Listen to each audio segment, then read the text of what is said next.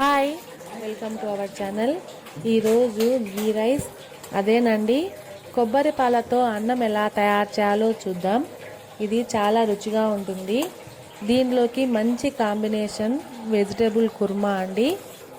ఇది ఆల్రెడీ ఒకసారి మన ఛానల్లో పెట్టాను, చూడండి.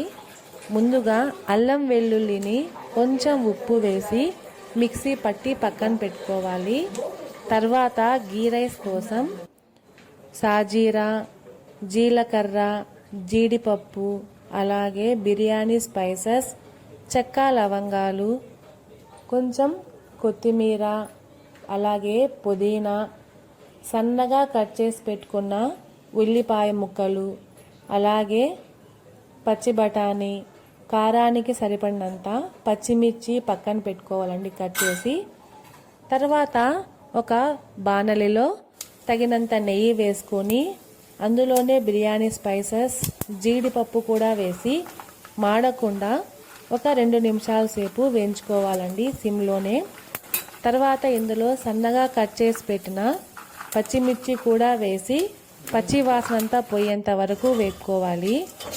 ఇలా పచ్చిమిర్చి నెయ్యిలో వేయడం వల్ల చిటపటలాడుతుందండి, కొంచెం తీసుకోవాలి. తర్వాత ఇందులో సన్నగా కట్ చేసి పెట్టిన ఉల్లిపాయ ముక్కలు కూడా వేసి కొంచెం ఉప్పు కూడా వేసి ఒక 3 నిమిషాల సేపు వేయించుకోవాలండి. ఇలా ఉల్లిపాయ బాగా వేగితే అన్నము మంచి కలర్ వస్తుందండి. తర్వాత ఇందులో పుదీనా, అలాగే కొత్తిమీర కూడా వేసి దీన్నంతా ఒక 2 నిమిషాల సేపు వేయించుకోవాలండి. ఇలా ఈ ఆకుకూర వేయడం వల్ల అన్నము మంచి రుచి, అలాగే కలర్ కూడా వస్తుందండి. దీంట్లో మనం టమోటా వేయం కదా, కావున ఈ అన్నం వచ్చేసి గ్రీన్ కలర్లో ఉంటుంది. అలాగే ఇందులో పచ్చి బఠానీ కూడా వేయాలి. దీన్నే ఉడకబెట్టాల్సిన అవసరం ఉండదు, అన్నంలోనే బాగా ఉడికిపోతుంది.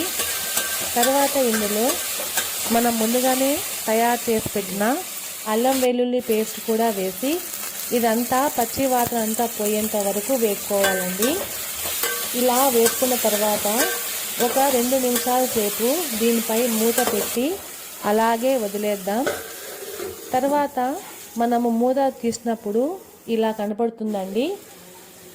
ఇందులో రుచికి సరిపడినంత ఉప్పు వేసి అలాగే దీన్ని ఇంకొక నిమిషం సేపు వేయించుకోవాలి.